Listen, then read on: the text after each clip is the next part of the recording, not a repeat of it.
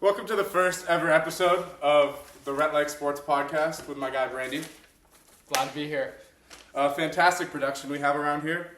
Shout out IT Introduce guy. yourself. Hi guys, my name's Brandy Talkin. I'm a freshman in college. I go to Chapman University. I love ball. Okay, no one really cares. Okay, thanks. Okay, let's get straight into it. We have our Shout Out Day Skate Pod, a High-Low Buffalo. What's your High-Low Buffalo so High-Low far? Buffalo. Got to hoop with Brother Brock this morning at Bellevue Club. Low. I heard he's washed. Is this still true? Or No, not? he's got some game. Cardio is a struggle for both of us. Gotta laugh. Yeah. I know. There's a lot of Freshman 15. it was like a freshman 3. Oh, freshman dang. 3. Low would be. My stomach was terrible yesterday. I'm not gonna lie. From what? I don't know what I ate. I think I had a lot of fiber. I was on the toilet. It was bad. Yesterday that was a low. My Buffalo is I've started wearing my Batman Crocs again. I don't know. Fantastic. So shout out Batman. What Uh, about you? the high is I saw the Mandalorian movie. That was fire. Was it good? It was pretty good. Okay, I need to see Action was amazing. Really? Everything else was not good. It was a kids movie, but it was fire. It's a for fun sort Yeah. of movie. And my low was I got in trouble today in school. Fell asleep during Spanish class. Spanish 3, by the way. Shouldn't be in Spanish 3. My maestro kept talking, and then head hit the pillow, hit the hay, and then fell asleep for a good 30 minutes. He had to start pushing me to wake up. Is it a he, maestro? Yeah, it's maestro. Oh, it's easier when it's a she falling asleep. Yeah, I feel. we would have minded that better. Maybe Yeah, some I better had dreams there. Profesora Gonzalez. She was awesome at Bellevue. We would Oh, play, nice. the Me Gusta Me Juana. Yeah. We'd play that every day, and we'd We walk don't do around in a that. circle. Yeah. Yeah, that was a good song. Shout out Maestro though. He rides his bike every day to school from Seattle. Oh wow, Yeah, what he's a guy! Big quads. I was big about to calves, say, yeah. if you're doing that every day, Mhm.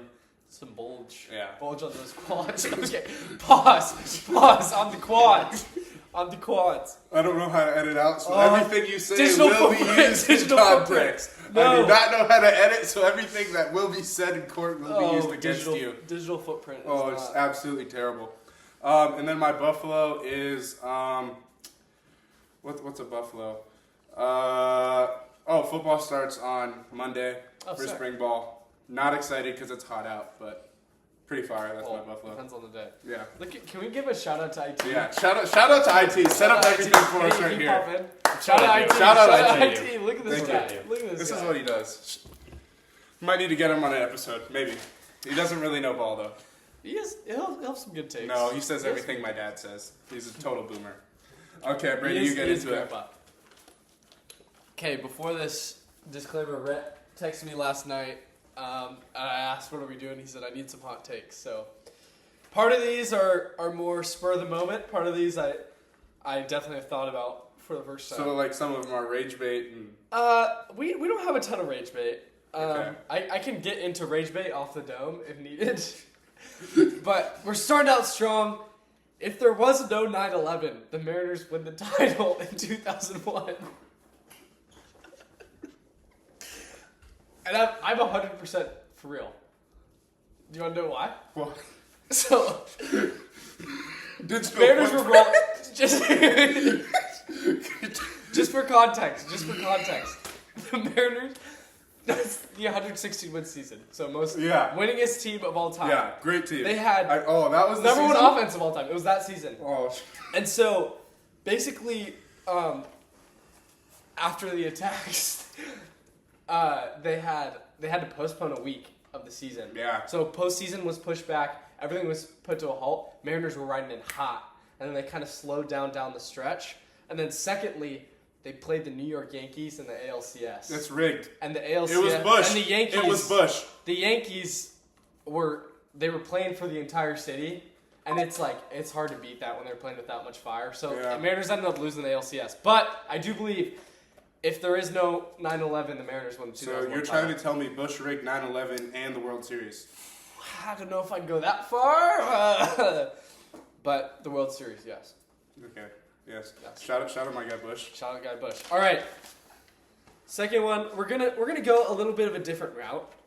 This is kind of more of just an overgeneralization, and I like to say that A good Sunday at a golf tournament. A close leaderboard, tight finish, down to the wire. Are you talking a major or like I'm the saying- major, the big ones? This is I'm saying a major or a big tournament. So players, Yeah. A signature event is up there with just about any other athletic event to watch. That is I don't think I can say anything on that one. yeah. Watching a tight golf match, like 1 stroke or 2 strokes back, Yeah. going into Sunday, Yes. going to like Waste Management, if they're going in Yes. and you watch them 17, 18, like Yes. that turn is electric. So Well- there's not much I can say to that. Thank you. That's a great take. Thank you. Fantastic take. I think you get, you got Scotty, you get some of the bigger names, Rory up there on the leaderboard. Like, you start the day and you're like, you look at that leaderboard Yeah. on ESPN and you're like, oh, I'm in for a great day. Yeah, it's full I'm day in for a fun great too, day. and it's not going to end at 5 o'clock. So you're not Exactly. waiting the whole day Exactly. to watch something. Exactly. It's just there, and you got fun through the whole day. You could go to church, hit a lift, do something in the morning, and then that 1 to 4 spot is where you're just. It's the perfect time slot. It is. It really is. All right. Third one. This one is more of a NBA take. We might need IT. Is it still recording? Yay! Shut up. I believe that this is coming from a guy who, little context, we are Seattle fans. but From the 6. Screw you, Drake. We're the real 6. 45. No, that's my Medina, by the way. Suburbs. Clyde Hill, Cougars. Yeah.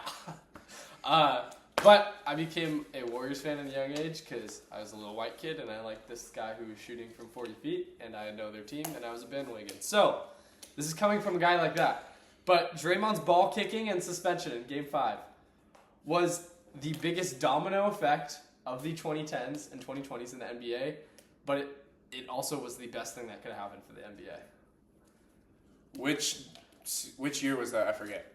2016 finals when Draymond kicked somebody in the nuts. I remember. Wait, yeah. He kicks somebody and he gets suspended for Game 5 of the NBA Finals, and the Cavs win that, and then they Cavs come back. win. Then they win Game 6, then they come back Game 7. Yeah, which is one of the greatest finals ever. I remember watching that at Non and PTs with my feet on the fireplace, just eating some cookies. I think I was crying. Oh, Yeah, but this is what biggest domino effect. Think about it. He does not. They say he does not get suspended. I think it's fair to say they probably win that series if he does not get suspended in Game 5. They had all the momentum, and he was. People forget he probably would have been Finals MVP of that series. No, he was. Yeah, he was bringing up the ball. He was playing great defense. Without Draymond, first off, those teams aren't as good. Sure.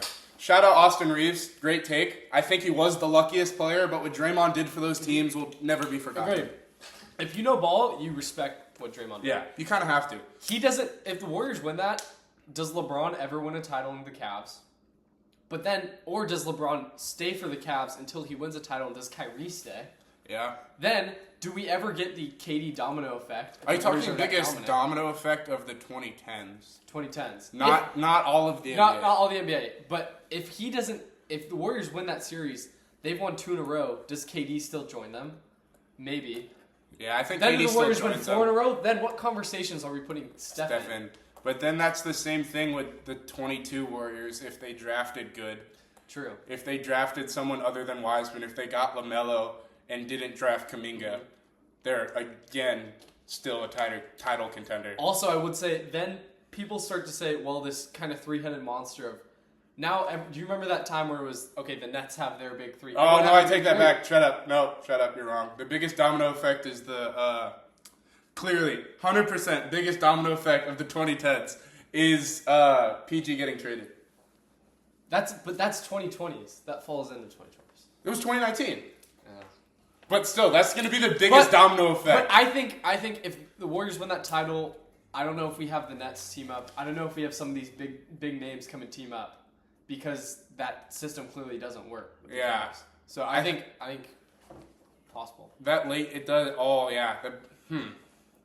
But PG, I will say, that PG one, I didn't think about that. That probably is. It probably is because it created a whole dynasty.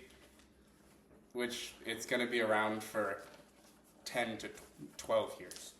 And they still have... That feeds into my next hot They take. still have 12 picks. My next hot take is the era of dynasties in the NBA is over.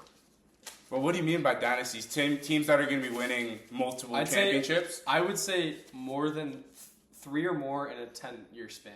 Does that seem like a fair... I think that counts as a dynasty. I don't think teams will do that. I don't think there's going to be dynasties anymore. I just think everyone's too good. I mean, I thought Jokic would win at least one more. Dude. I thought Luka would get one. I thought Boston was going to repeat for sure. Yeah. I thought Boston was going to win this year, get slimed out, but... I think the talent across the board has gotten so good, and with the new second apron, you cannot afford all these good players. Like the Thunder are going to have to make a decision at some point of who they keep. Especially with the expansion draft coming too. And the expansion they're going to have draft. to get rid of... They can only protect 5 or 7 I think or it's 7. I think it's 7 players. I think it might be 7. So that's getting rid of... Because they play 12 guys, the Thunder. Yeah. They play everyone. I mean, if you're the Sonics, you might just draft 5 guys. Yeah. I mean, you could just sabotage. And it's like if Fuck you you... for taking our team. Yeah, it's actually... that would be the ultimate middle finger. That would be awesome. We're taking every player off your bench. Yeah, everyone that should be us. Yeah. No, and then, question. Do they take down the championship banner? And when the Sonics come back, do you get rid of every OKC history? And do the Thunder get rid of Sonic history? I feel like it's only fair. Because, most steals, Gary Payton, Yeah. There's a lot of... That means they wouldn't have a champion... Oh, wait, I'm retarded. But I don't think they will, but they should. I definitely that's think Seattle's they should. history, Yeah. and that's not... It's like the... we should be starting with Gary Payton, Sean Kemp, Jack Sikma, Yes. downtown Freddie Brown, with that history and those stats already being there. Yeah, 100%. It reminds me of the Warren Moon, who claims Warren Moon? Yeah. Is it the Houston Texans or the Tennessee Titans? It's just it's a weird gray area. Yeah. In sports. That's gonna be weird. I know. I hope. Shout out the Sonics. Hopefully they come back. Let's get one more hot take, and let's go into an agree or disagree. Okay. I'll try and find what the best. Okay. I'll do 2. Just this one's kind of light because I think we'll both agree. Bobby Wagner's the most underrated defender of our generation. Oh, 100%. 100%. He's the greatest tackler of all time. Yeah. Bobby, if you're seeing this, my name's Brandy. I play basketball at Bellevue Club sometimes. Hop on the podcast. And come to the pod. Yeah, come to the pod. We'll have a spot right here for you. We'll glaze you. He can hoop too. Yeah. Little do they know. But 9-time Pro Bowler, 3-time All-Pro, consistently led leading tackles. Yeah. Quarterback best defense. That's the biggest thing though. Is some of his tackles were just because the Seahawks were a big zone team, and so he would literally just sit back and a hook to curl, and then just get a tackle. It was basically funnel it to Bobby. Yeah, but he never missed tackles. No. He played amazing coverage. He was the star of that defense that no one really talks about because you had flashy guys like Thomas and Cam and Richard. Yeah. But he was really quiet, so great take. Thank you. And then last one. This one may be a little stretch, but KD to the Warriors in 2019 was part of the downfall of AAU culture. So, but what I mean by that is KD switching teams, and not in 2019, KD to the Warriors in 2017. That is part of the reason why we see all these kids in AAU switching teams, not committed to a program, just trying to jump ship because it came from the top down. Because KD's switch led to other stars doing the same thing, and I think it kind of funneled down. Yeah. I think it was a vibe shift. Yeah, he came with the vibe of the 2010s that ring chasing is cool. And it's the same thing with LeBron. I mean, when he went to the Lakers too, after the Cavs. Sure. Bringing the culture of, oh, what have you done for me now? And if I can't win a ring, I'm cooked. But that's also youth basketball. That's a whole other thing. Youth basketball's been cooked. Yeah, I mean... with people just trying to profit off of it. Crazy parents. Second biggest downfall is the Cam Wilder. As much as they're as entertaining as they're to watch that vibe of just come for a weekend and we're gonna goof around. Yeah. So, no hate, Cam Wilder. If you're seeing this, probably aren't ever gonna see this, but I'll get my guy Benjamin. So that kind of sucked for AU programs also. Yeah. It's a lukewarm fan. Pretty crappy take to end off of. But Thank you. things will get hot. Things will get spicy. Oh, it's a guy wearing a Jets or Rogers jersey. All right, buddy. Fantastic. All right. 33 seconds of pure glory. Ayahuasca. 33 seconds of pure glory. Listen to moaning dolphins to recover. I was on LSD constantly. What a dog. We love you around Shout here, out. Aaron Rodgers. Okay, Discount double check. get into my agree or disagrees. And disagree. This is the hottest take me and him have personally. James Harden was more impactful to the game of basketball than Steph Curry. Oh, you can see yourself out, kid. Do you want to go first of why Steph? And then I'll go. No, I'll let you defend first. Okay. So I believe James Harden is more impactful than Curry because eventually someone was going to get really good at shooting threes. But, I mean, he was the first to But do he was it. the one to do it. He was the one to do To it. prove my point. So, he changed the way we view the three-point line. But in today's NBA, he is more impactful. James Harden, with his foul... Okay, I'll list 3 reasons. Foul baiting in the rip-through.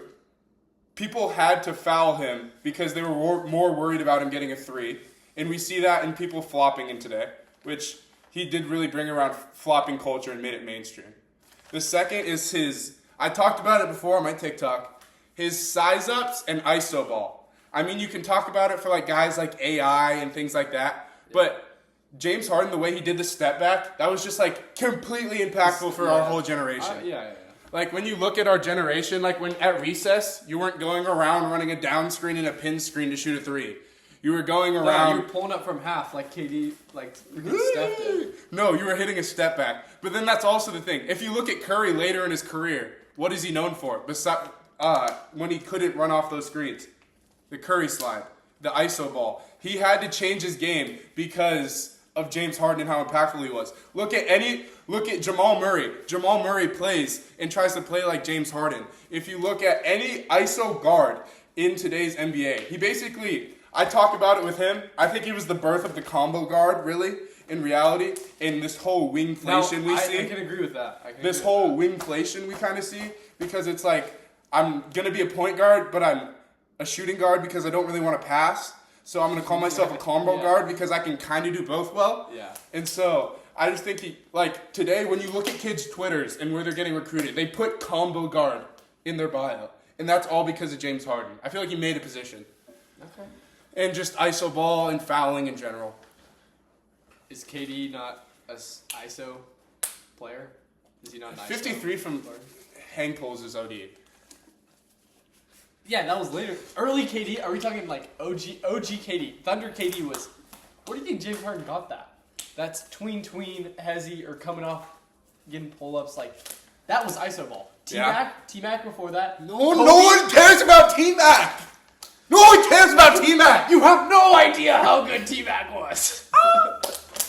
Dude. No, I've never seen an NBA fan go, Wait, oh my goodness, the way T-Mac scores the basketball, that changed the game. I love the way just T-Mac scores the basketball. I love when, how many times have you heard that? How many times in an NBA conversation does someone go, I love the way T-Mac scores the basketball? Everyone who knows ball, obviously. Bro, okay, wait. First of all, foul baiting has been around for forever. I mean, I love Jordan. Jordan was trying to bait, granted, flopping, but foul baiting has been around for ages. We see more foul baiting, though, from the hand check rule in the 2000s. Okay, but that's also a rule implementation. Yeah. So is that even Harden? Secondly, how many, I want you to think, like 2010. So like right before Steph is getting into his prime. What was the percentage at which teams shot threes? Not a lot. Did you pull this up? Did you prepare this? Well, yeah, Because you knew. This is my favorite. Yeah, It's my favorite hot take. Yeah, pull it up. Just what do you think? I have the numbers. Yo, just say it. Just rip it. Teams shot like a percentage of their shots. 20% of their shots were from 3. What is it now? It's probably 50. It's like 40 to 45%. 45%. Because a little dude who was 6'2" with bad ankles was chucking them from 37 feet. That's why. And running around. Do you think we have the ball movement today? The teams that run like Jokic. What's Jokic basketball? It's a lot of pin downs and off ball movement. Do you think we have that off ball movement without Steph? running pin downs and down screens and just having this guy run. Steph did not create the pin down though. He popularized it. Just like he popularized the 3-point line. James Harden didn't create iso ball. He popularized it, not to the extent that Steph Curry popularized the 3-point line. I think James Harden's impact is underrated, but I don't think it compares to Steph's. Also including, think about it, in terms of popularity, in terms of influence, overall influence, how many people were getting the new Hardens and how many people were getting the new Currys? He signed with Adidas. No, I'm not going to lie. Steph signed with Under Armour. That's even worse. His shoes were fire, though. They had great James Harden's shoes. No, when the Harden 3s came out, those were fire. The Dames. The early Dames were sick. The Harden 7s and the new generations, people get him. He's also, I'm not going to lie, James Harden is the worst playoff performer. And I love the monologue of the guy going, I wish I was as lucky as you. Yes. And every coach, they brought in your old friend. Oh. And he just dogs on him for like a full minute. It's kind of awesome. Love that, but we got that out the way. Plus, he loves the club too much. My next take is NIL is good for college athletics. I agree. You agree? I think. Why do you agree? I think name, image, and likeness. That in itself is good for the college game. Like athletes deserve to be compensated. This is true. I don't know, did you just see that recent thing about how Donovan Dent he's retiring from basketball to work with kids? No. Like to just train kids. He got paid probably a few million in total over his 4 years. Mm-hmm. He would not have been able to probably do that and do this for at least a period of time if it was not for name, image, and likeness. Yeah. So I think in terms of compensating athletes, it makes sense. Now where I think it gets out of control and where I think they're like pushing towards is where we have people on only like a year-long unofficial contract and they're not playing a certain amount of games and then we're just jumping from school to school without a penalty. I like the idea of just like how in like the Premier League teams, if they jump, they have to pay a transfer fee. Facts, yeah. So like if somebody goes from Seattle U to Alabama, then Alabama's gonna have to pay some to Seattle U. I don't think I've heard that before. Yeah, I think it's a pretty popular take. This is not mine. Or like hey, you have a set amount of contracts rule. Yeah. But it also stems from the like whole window where coaches are going now. Yeah, I think it's a big coach problem too. Buyouts have become so popular. But I just think NIL is good because the universities are literally just corporations. Yeah. And they're just profiting off of children who, majority of them didn't come from a lot. Mm-hmm. And so it's like if you can just compensate those kids that didn't have much and can just literally give them, because they're going to be in the NFL in a couple of years. Yeah. So I feel like you just shouldn't be profiting off them without compensation. But the rules within that definitely needs to be relegated. But I agree. I think just paying college athletes, I think is a plus. Mm-hmm. Good we got there. Lots of work to do, but great start. Shout out Michael Penix. So, this is my next take. March Madness should expand, but the college football playoff right now is perfect. Disagree and then agree with the second part. So I agree the college football playoff right now is the right amount of teams. I think when they're getting to I think it's just too much, 24. Especially with football and how grueling it is. Too much. You literally have to start playing in November. Yeah. I'm a March Madness purist, so I think the tournament is perfect how it is and they should not mess it up. And it gives... I will say, I heard a coach, I forget which coach was talking about this. It was the Texas coach. Was it the Texas coach? Who was talking about games before? No. I'm talking about basketball. I think it was Ryan Odom from Virginia. If the new tournament, expansion is in order to add more mid-majors who have better records, not these 14th in the Big Ten teams. Yeah, not the SEC teams that win 14 games. I'm not opposed, but it's just why? Why? I think it's for that reason, and I also think it's for. I remember the Texas coach saying it this year. He was like, because they had a playing game, and then they go on a Sweet 16 run, which I mean, it's rare to see Cinderella run. So if you can maximize on those, the Texas coach was basically saying, I love that we got to play an extra game because it's like we get to see our roster, we get to used to the fans, we get used to the environment, you get to acclimate to the time zones. Yeah. I just feel like if you get more of that, and also mid-majors, like I feel like just more madness is amazing. Man, yeah. Like I understand the fact of like purists, like it's already the best sporting event. Yeah. But it's like the fact that if you get like 2 extra weeks of it, it's like already, it's already the best sporting event in the world. And I feel just that you can add a week or 2 of just awesomeness at the expense of not that much, at the expense of maybe a couple like Auburn maybe gets in this year or like a couple like teams. Yeah. I just feel you're still always going to have the conversation of teams that should get in versus out, like Miami of Ohio this year. But shout out Miami of Ohio. You guys, that was awesome. That was a great game. That was good. I really enjoyed that game. Yeah, I just think it more madness. I will say, I think I see it like when you're blowing a bubble of gum. Yeah. And the bubble starts getting big, and you're like debating, do I keep blowing or do I just stop? It's such a finicky. It's so good now you don't want to like touch it, but you can blow it more. I could see myself. I could see myself in like next year, and this format's in there, and I'm just like, you know what? I'm glad I blew it more. I'm glad I blew the bubble more. I was trying to keep a straight face because I knew what you were gonna say. But I mean, you teed me up. So. Yeah.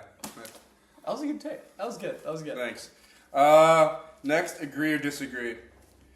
The Seahawks are the best NFL team from the 2010s. This is my last one, by the way. Agree.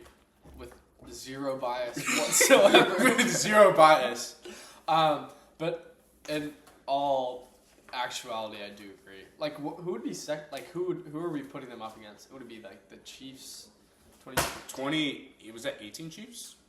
Yeah, but that wasn't even like the best Chiefs team, so no. I don't even know. And then you would have that. You would have. I guess 2015 Patriots. Yeah.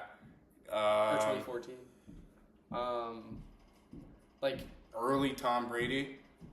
Oh, Giants, but they weren't like. No, they were. Yeah. I mean Packers. They were good. Yeah. But I think it's like no bias. I just think if you look at from 2010 to 2019.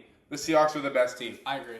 Because underrated though, Tom Brady's Buccaneers team was pretty dang good.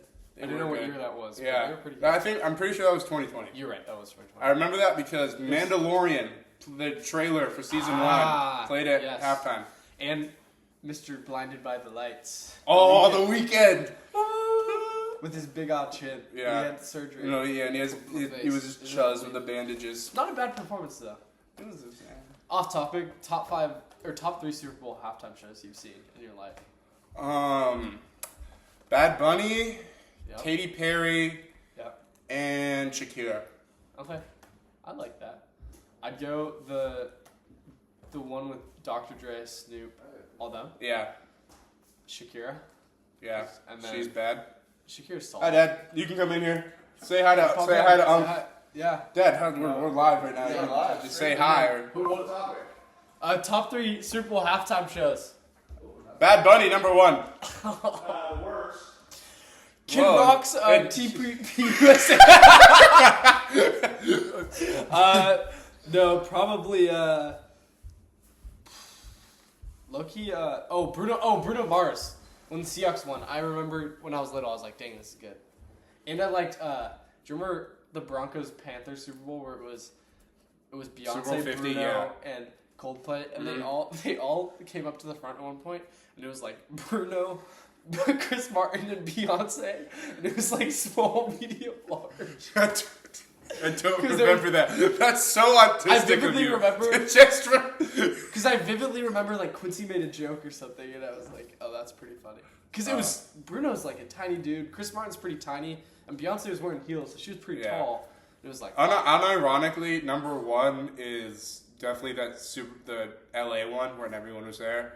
Number 2 is probably Shakira. I mean, that one was fire with J-Lo. And then 3 is probably Justin Timberlake had a fire one. Yeah, that was peak Trolls. Yeah, and I remember watching that. Peak Trolls. And he debuted a new song then. Yep. And Love JT. Rock your body. I wish I was able to see the Prince halftime show. I see. The videos. Purple Rain performance, I hear, is one of the greatest performances ever. Occasionally, I'll do like a TikTok like deep dive into the Purple Rain performance. Mm-hmm. Same with MJ, just standing there for 5 minutes. It's pretty much aura. Shotmoon. Okay, Podcast about docking, by the way. Let's get into some NFL predictions right here. Oh. Let's go here. NFC champions and AFC champions, and who do you think's gonna win? Who's gonna meet in the Super Bowl and who's gonna win? Okay. Gosh. In the NFC, I do think, I don't know, something tells me I think the Eagles are gonna have a bounce back year, but I think the Seahawks are gonna be. I think they're gonna go. Well, why the Eagles? I don't know. I just think Roseman does a good job constructing teams, and I think They're gonna lose AJ Brown though. I think it might be addition by subtraction. That's a lot of words. Explain that. Like, I think losing AJ Brown. So you're is more thinking of it's like driven- two steps backwards, but 3 steps forwards. Agreed. And didn't they draft a pretty stud? Didn't they get a receiver? I'm like 90. Let me double check. Let me not spew misinformation. Yeah. Eagles draft pick. And I trust their coach. Yeah, they got Mekhi Lemon. Oh, I forgot about that. So I think they could be pretty good. Thank you, the Rams, for drafting Ty Simpson. That helps us. Love that pick, by the way. They're in a win now mode. I thought it was a good pick, but the fact that you have an MVP and you're not helping an MVP be good is kind of crazy. I mean, they were Kobe. a touchdown away from winning the Super Bowl. Yeah, you have the best wide receiver. And then out of the AFC,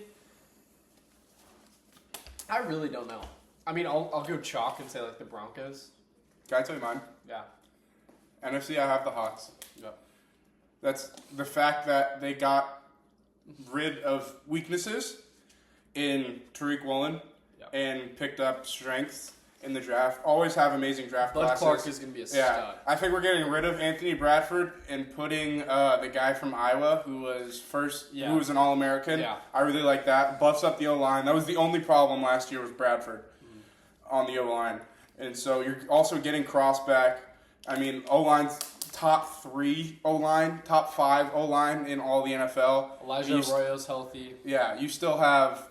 Oh, that's a big too, because and then the kid from Notre Dame, I forget his last name. Mills. Yeah, Mills. Yeah. I think he's gonna be a dog. Yeah. Him and Charbonnet. I don't know when Charbonnet's gonna be back, but Yeah, hopefully. Well, Jadarian Price looks like a freaking animal. So I think they're kind of the clear-cut favorites for NFC. What do you think for AFC? I think the AFC champions are going to be the Chargers. Okay, I don't hate that. I don't. I think that the AFC West.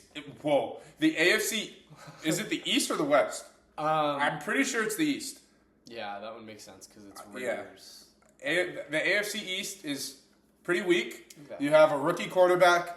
You have Mahomes who sucks and doesn't have Mahomes who's getting fraud checked because he doesn't have anyone else. Is Mahomes also playing week 1 or is he still? I have no idea. Still might be recovering. And then you have Bo Nix who shattered his ankle. Might not be the same. Might be less mobile. And got rid of. Wait, no, they got what's his face Waddle, but they gave up a good amount. They did give up a good amount. But they still. I just think they're gonna come out of that division for sure. And then they're going to go on such a run. I think Justin Herbert's going to have a great year. I think Johnson's going to take a step up. Dude, I think they have the best 2 tackles in the NFL, which helps, in Slater and Alt, which is crazy to have. They need to get healthy. Slater needs to get healthy. They need to get healthy. But it's funny how his nickname is If Man, because hypothetically, Justin Herbert's the greatest quarterback of all time. Hypothetically, like the SEC, man. He is the SEC. He is What If Man personified. But I think What If gets a if what this year and they win the Super Bowl, like what I did there. Really?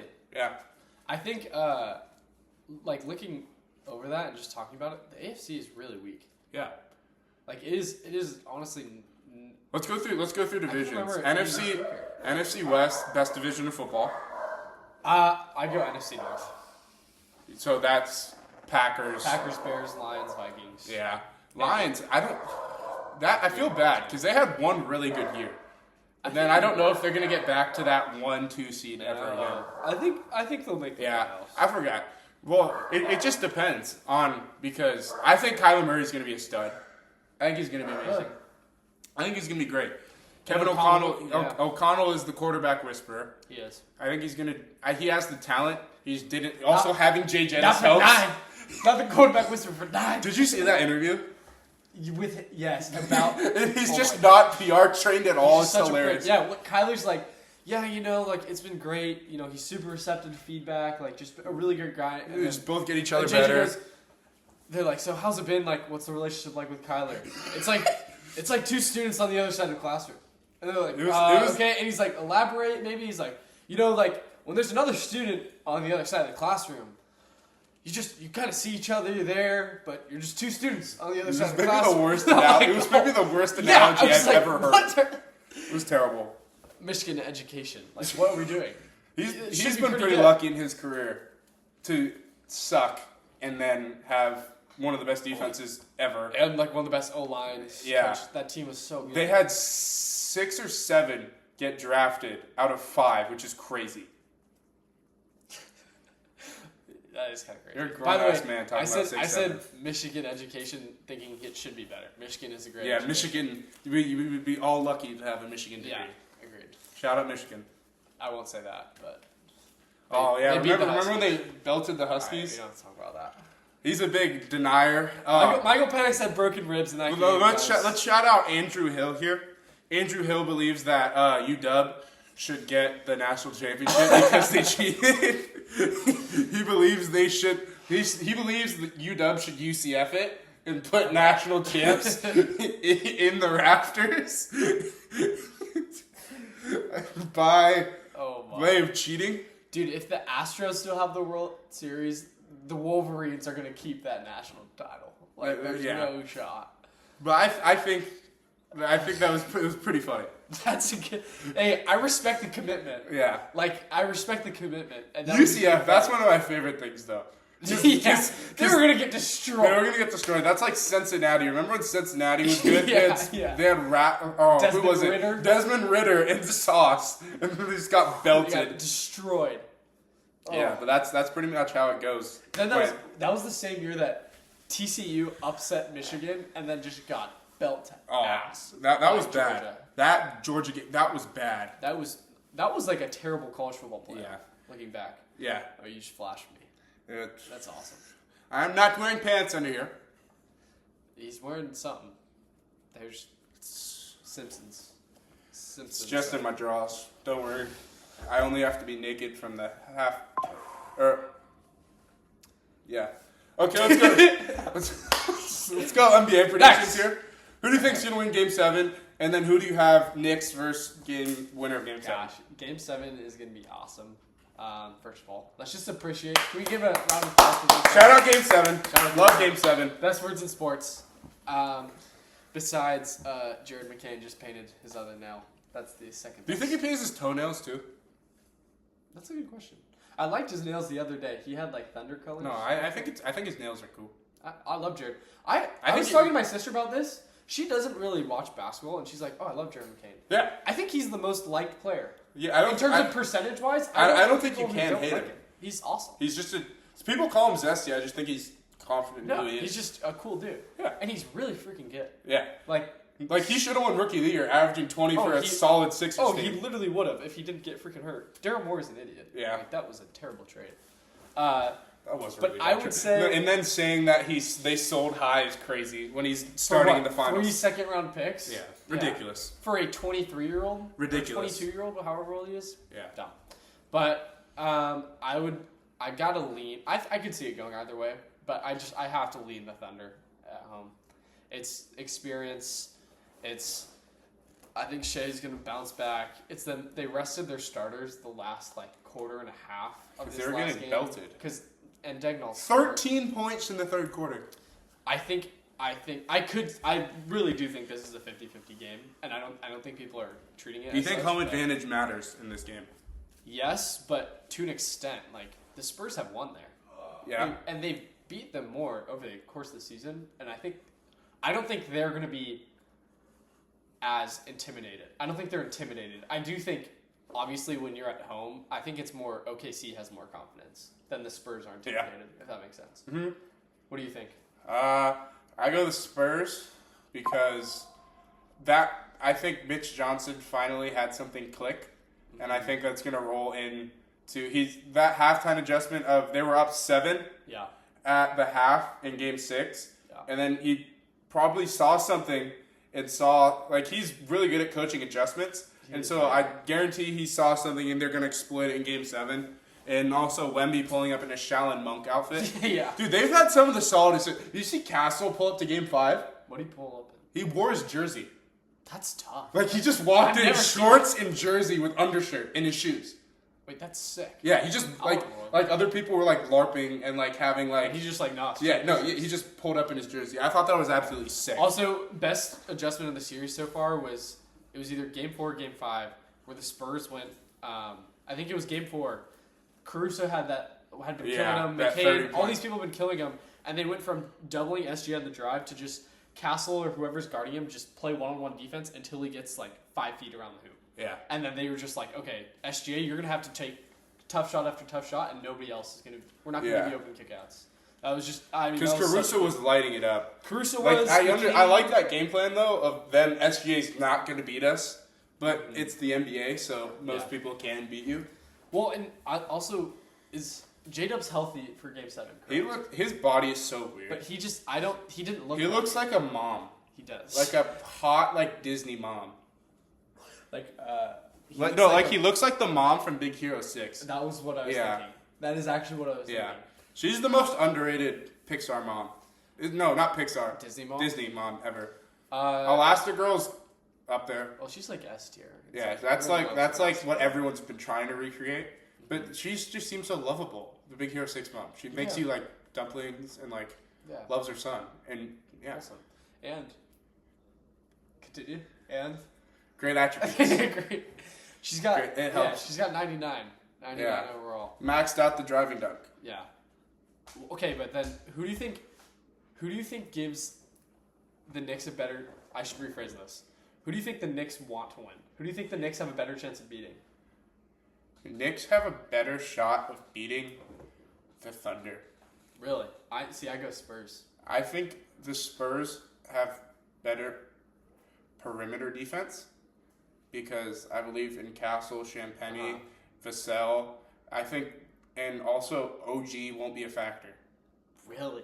Because I think if they play the Spurs, they're gonna take out Josh Hart.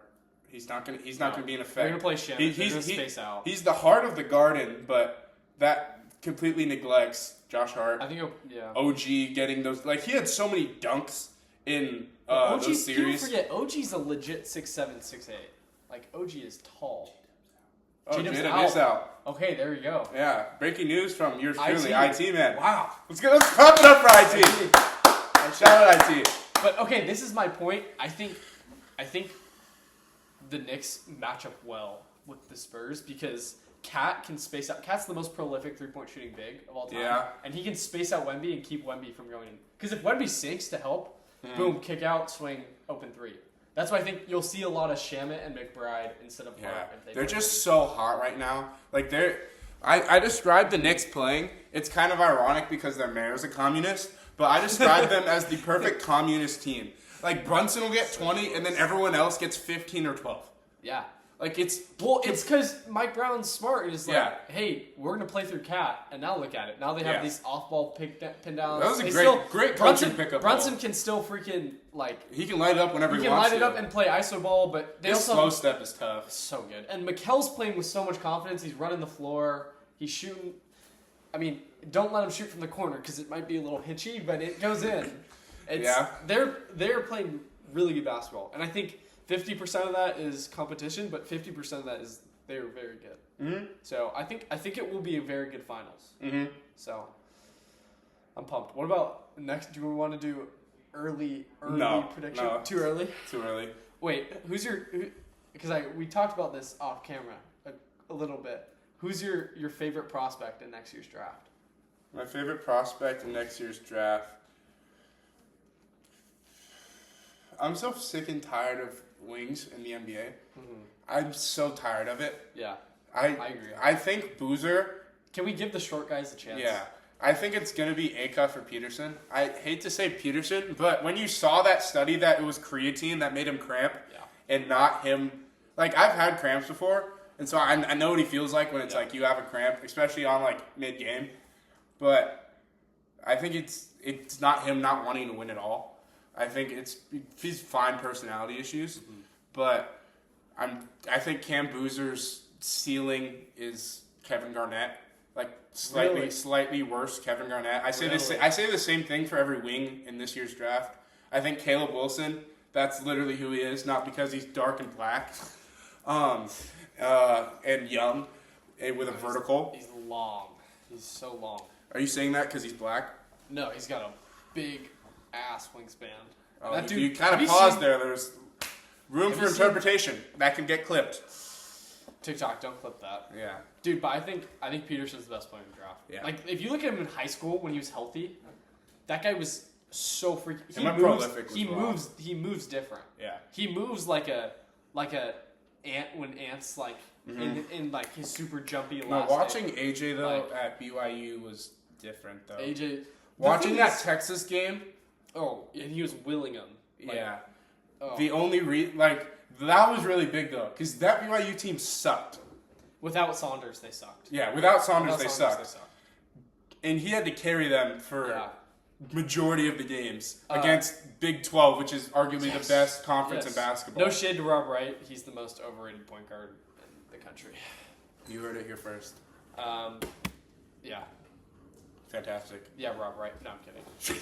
Yes, Rob Wright, you will see also, this. underrated prospect that I think people are not talking about it. I'm not saying this because I went to UW basketball games, but I think Hannes Steinbach is the perfect. I never watched him. He's like the archetype. That is UW. He runs like a gazelle, has long arms, rebounds like. What does he play?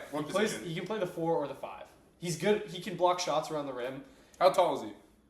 A legit 6'11". Wow. Because that's something that really makes me angry, though, is when you see it, everyone say they're 6'10 or 6'9". Bro.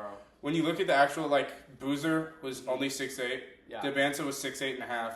And they call themselves 6'10", which it's like, shoes don't add that much. No. Shoes don't add that much. Acuff measuring in at a legit, 6'2.5". Yeah.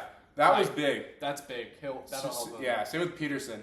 Peterson was legit 6'6". That's huge. Because you're only 2 inches shorter than a guy who's playing a 4 or a 5. Like, that's huge. Or like Dylan Swain from Texas. Yeah. I thought that dude was 6'10", and then I looked at his measurements like, oh, he's 6'7". Yeah. It's like, oh.